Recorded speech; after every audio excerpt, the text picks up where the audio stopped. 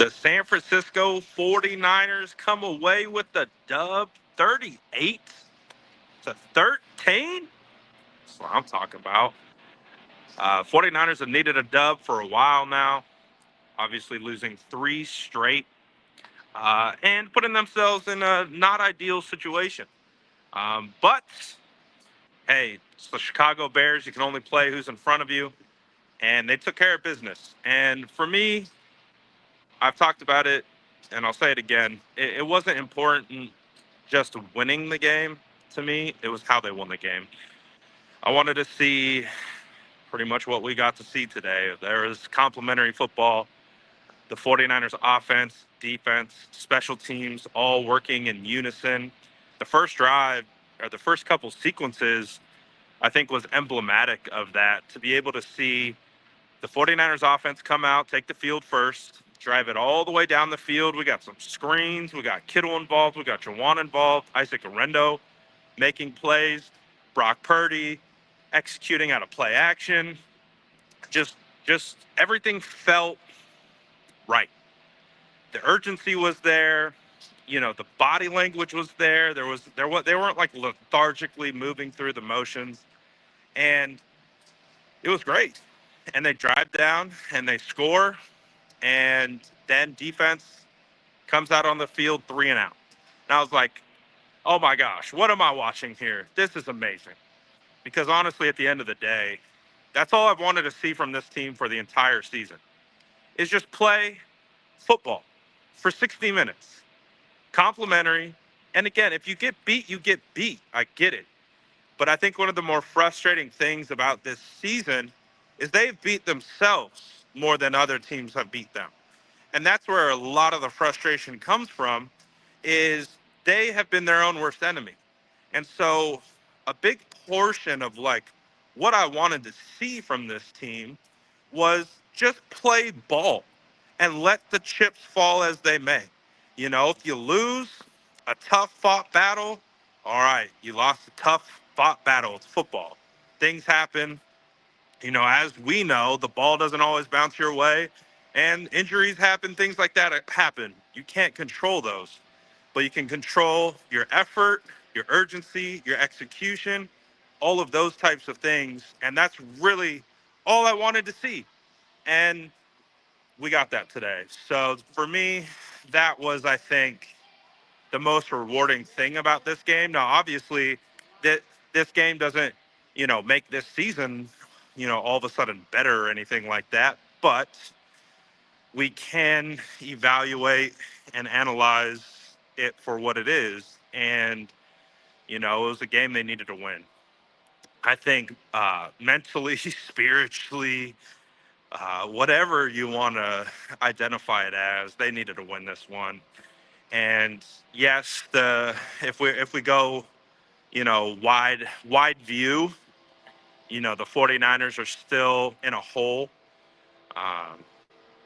in regards to winning the NFC West, and they still can't really control their own destiny. They need some things to fall their way.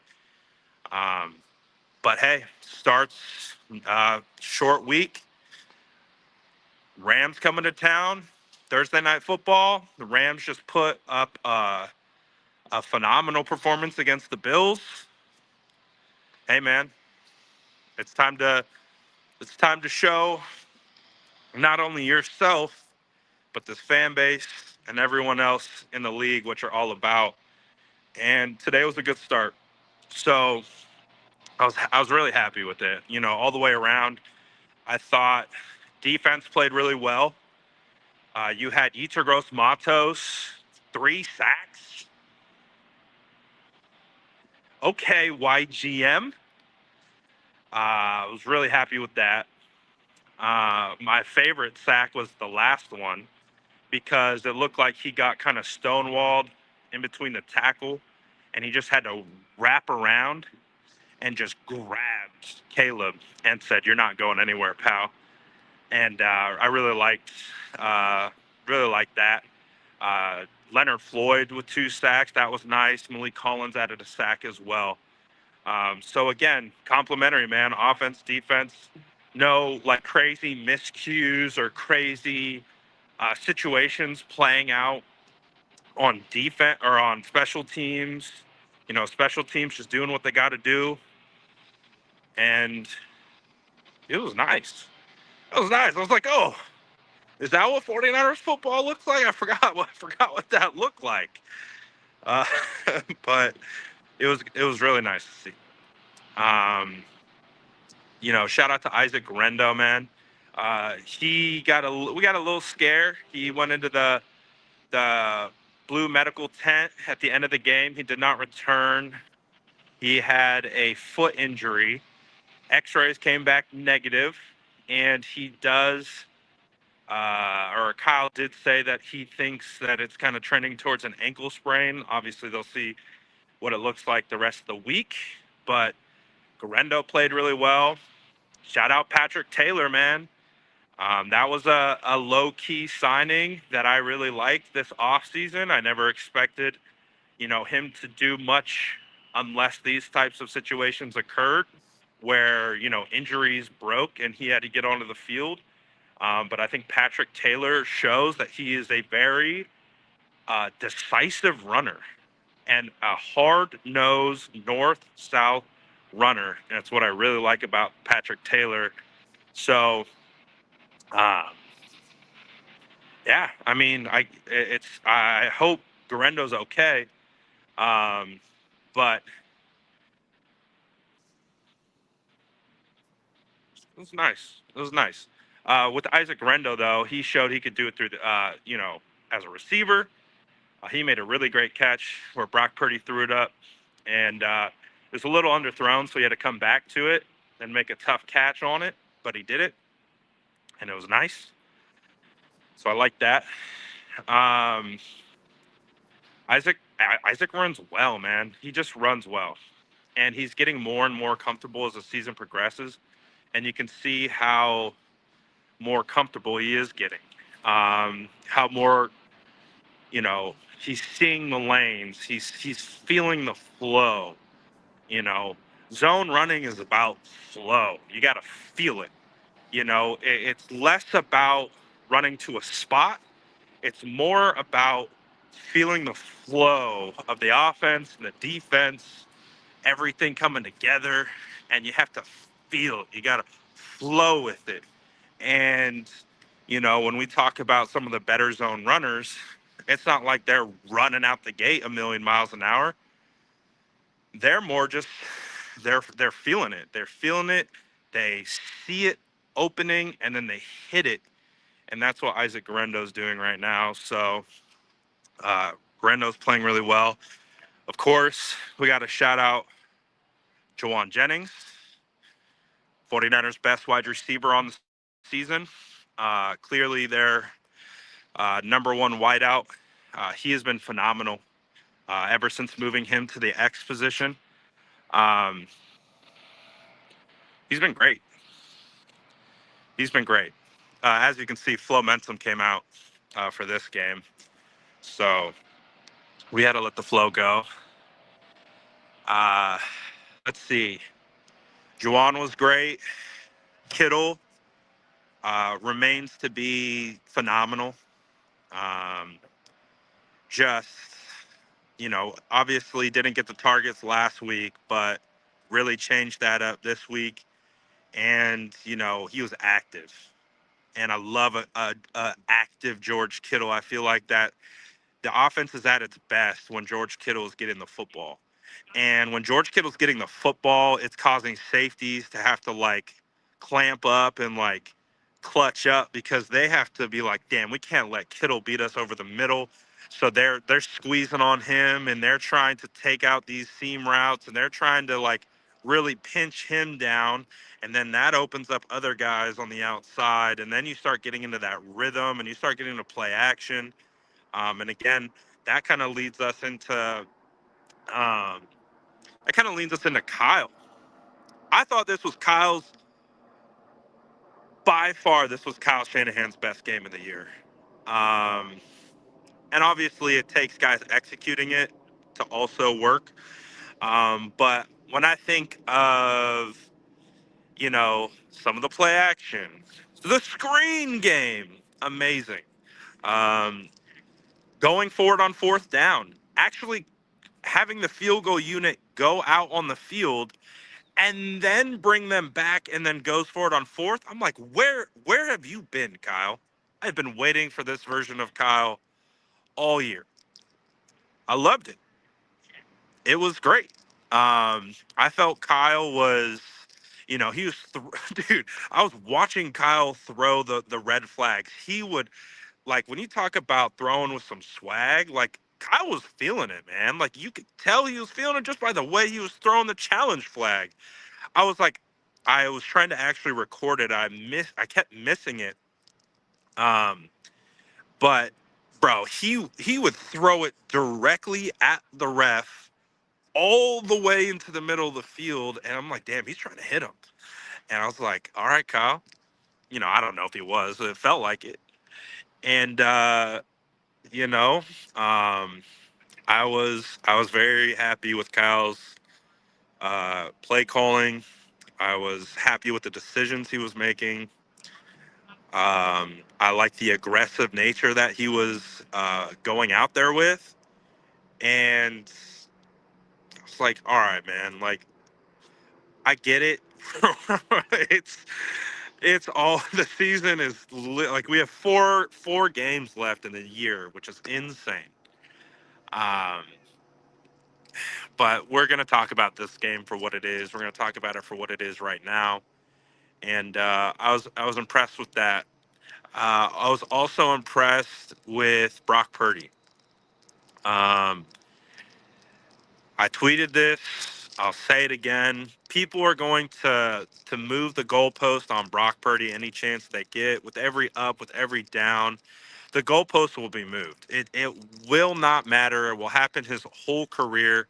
We already identified this early on in the process that it didn't matter if he win. It doesn't matter if he wins 3 rings. They will still move the goalpost on Brock Purdy. It doesn't matter. So I- I don't care about that as much anymore. Um, you know, I think when we were trying to identify what Brock was and like really solidify what our opinions were of Brock, I think that's when, we were a little bit more, at least I was a little bit more heightened to what people had to say. Right now, I don't care. I really don't care. I feel like I understand my evaluation of Brock. I feel secure in my evaluation of Brock. I really don't care what anyone else has to say at this point. But one thing that you can never say about Brock or question Brock about is his toughness. This guy is tough as shit. Um, he is. I mean, they try to rip him in half, and he still got back up, and he went out for a play, and then he came back out, and the stadium was buzzing. You started hearing the Purdy chants.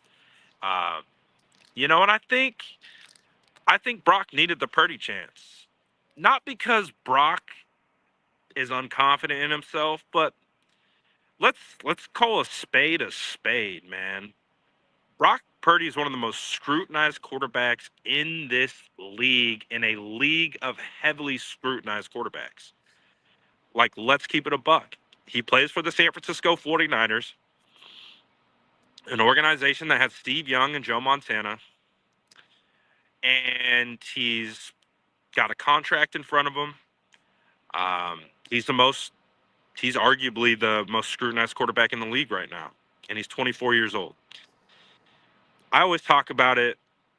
I always say that confidence in the NFL is fragile, and you got to protect it at all costs.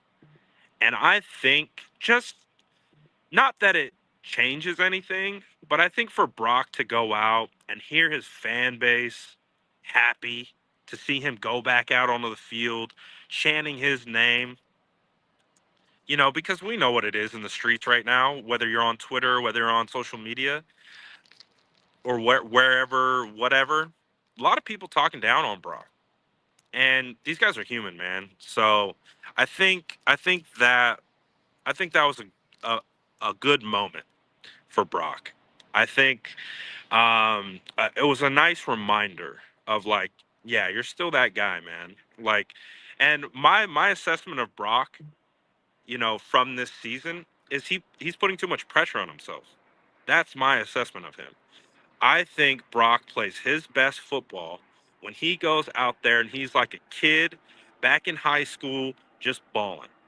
Not thinking about this, not thinking about that, not the pressure of this, not the pressure of that. That Brock is at his best when he's just being him and when he's just playing free and just balling. And so to tie that all together, I just think that that's what we got from him today. And I think the play followed suit. And I think, the fans showing him some love today, I appreciated that. I think he did too. So I was excited with Brock. He could have had a rushing touchdown. That one got negated by a holding penalty. Um, what else did Brock do? Um, there was a couple iffy throws, but that was more based on situation than I think like personal execution. Um, because I remember there was like a play action naked boot where he just came, like he flipped his head around and instantly had a defender in his face and just tried to get the ball out, got tipped, and then I think he did a very similar one and got tipped in the same area. Um, so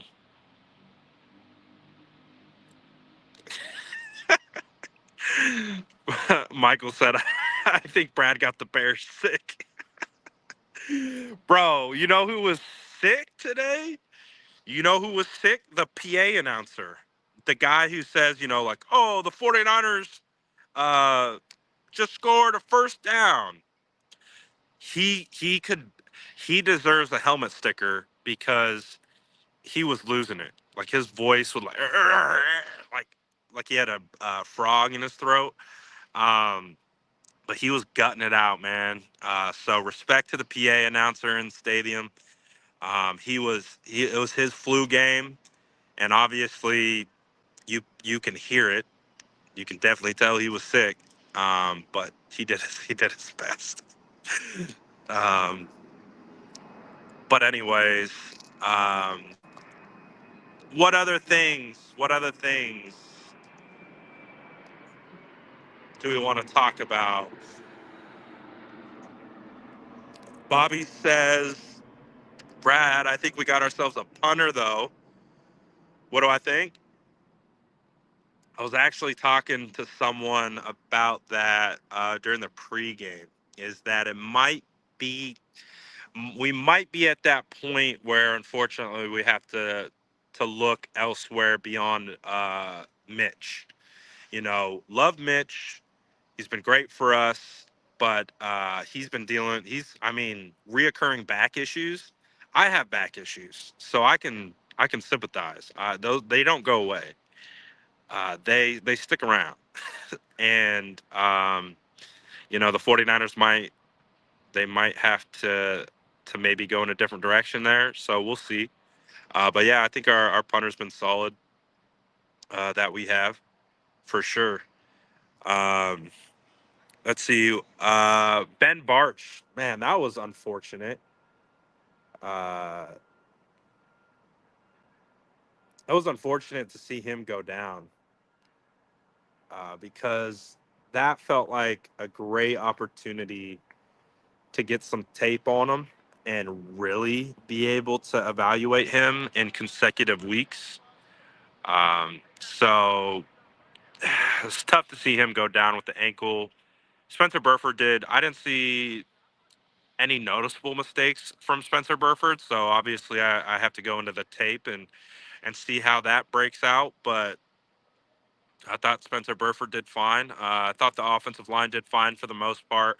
I know Colton McKivitz got beat on one play for a sack, but other than that, they were pretty decent. They were pretty solid. I thought the O line was solid. um, for sure. Bruce can't be. This can't be real. Garendo is injury prone. Cut him. I hope you're trolling, Bruce. That is a very unserious take, if that is indeed true. So, I guess, like, when we look at this game, it was a good game. I think the 49ers played well. Um, Granted, it was the Bears, and the Bears, they didn't look like a good team. They look like they have some parts and pieces to make up a good team, but they're not a team. Caleb just he is a talented player. He looked lost. So I think I think the real test for the season lies next week against the Rams.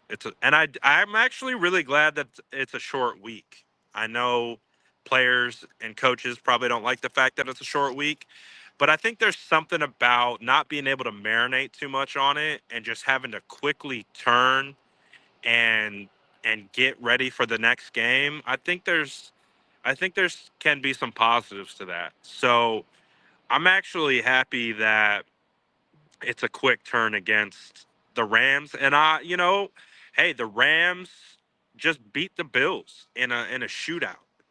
So, and the Bills just like embarrassed us. Granted, we understand the circumstances that were involved with that, but you want to talk about building confidence, right? We talk about what it's going to take to get into the playoffs. It's winning out. It's beating the Rams. And if you can beat the Rams, who just went toe to toe with Josh Allen and the Bills, and you can take them down and obviously move a step higher in the NFC West rankings, you talk about confidence. That is a huge confidence boost. So, I'm not ready to talk about playoffs right now. Not ready to talk about playoffs right now, but if the 49ers come out and they show up against the Rams here at Levi's, conversations will be different. Conversations will change. And I'm just glad that it got the monkey off the back. The three losses that they just endured, um, not great. Probably some of the three worst losses in the Kyle Shanahan era. Um, not good. And so to be able to fix that, correct that, much better spot. I haven't been in Levi's for a while.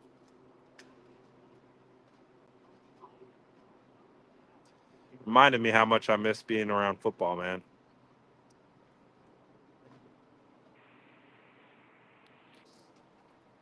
I don't know, something about a empty Levi's stadium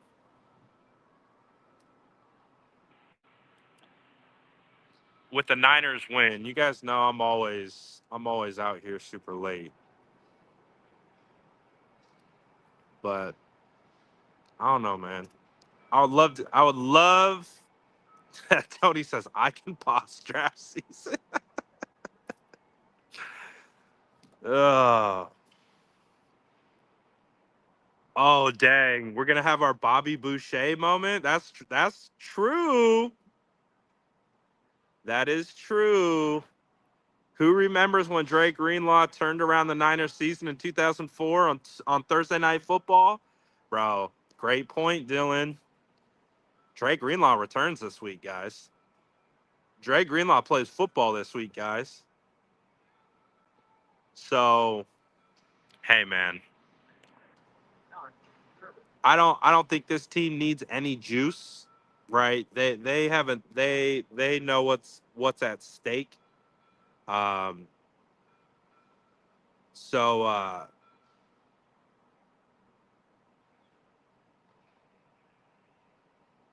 What's this?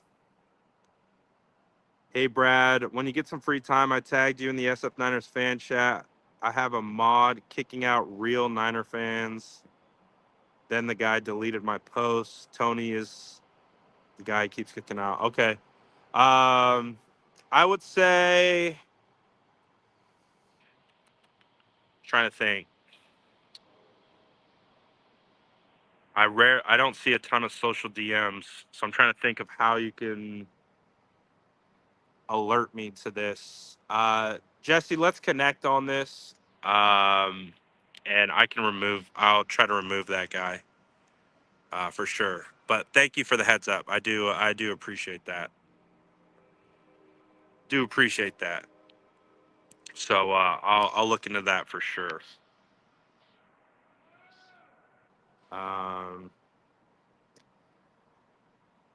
so big week coming up.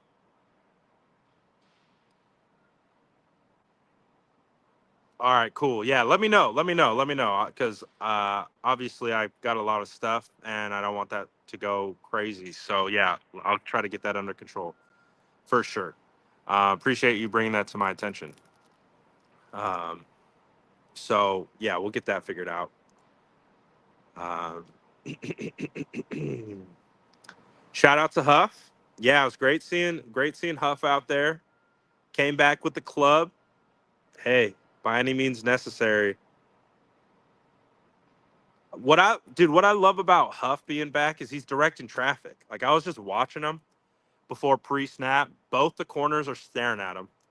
As the offense breaks the huddle, he tells Charvarius what to do, and then he goes over here and he tells Diameter what to do, and they like both lock in, and he's just out here like directing and pointing traffic. Like that's one of the great things that Talanoa Hufanga does is he's a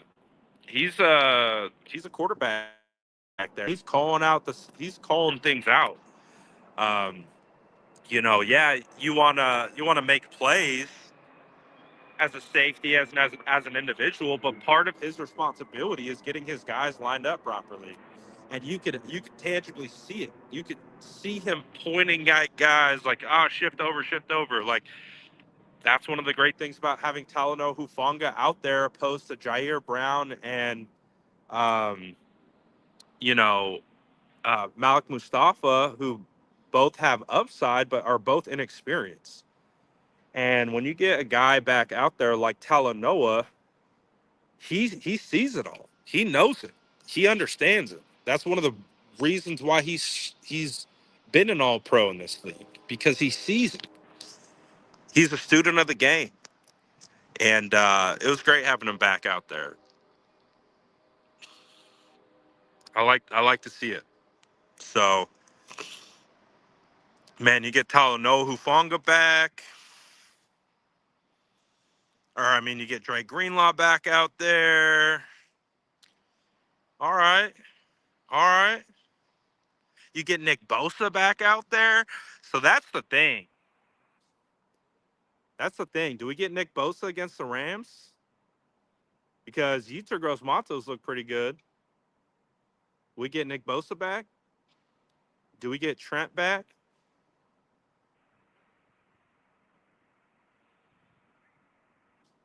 I don't know. I'm just saying. We got a big game coming up.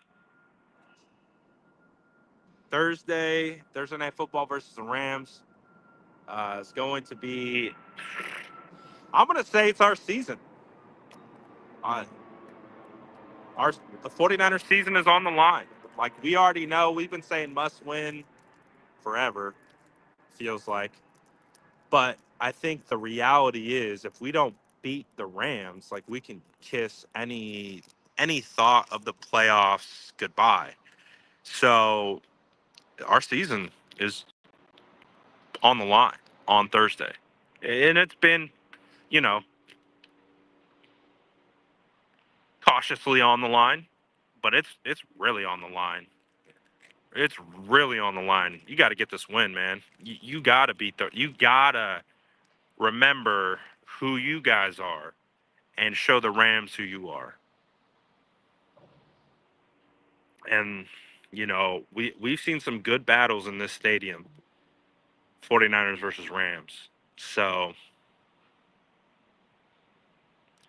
let's go. But I appreciate everyone for tapping in. Um, I'm going to head home now. I'm going to kick myself out of the stadium. Um, it's been a long season, guys. So, I think with all of the like wins like this, they just kind of they even us out. It's been a hard year for everyone involved with the 49ers, and I just think that wins like this kind of bring you back, right? Kind of snap you back to like, all right, all right, we might actually got a shot at this. We might, we might.